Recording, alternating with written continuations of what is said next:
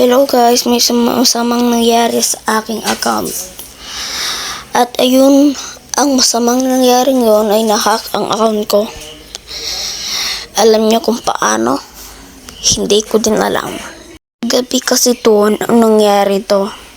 Well, naka-notification ako sa Gmail ko na mayroong nag-reset ng password at ng Gmail.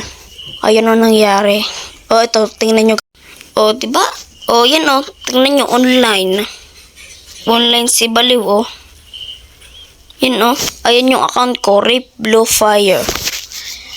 Itong account na to, ang aking alt account na nasa second C. Diba nagtataka kayo kung bakit ang alt account nasa second C bagos ang original account nasa first C? Dahil ang account na ito, nag-swap lang kami ng kaklase ko. Okay, wag nyo na lang yung pasinin. So guys, ito ang sasabihin ko sa inyo. Mag-ingat kayo sa mga hacker dyan.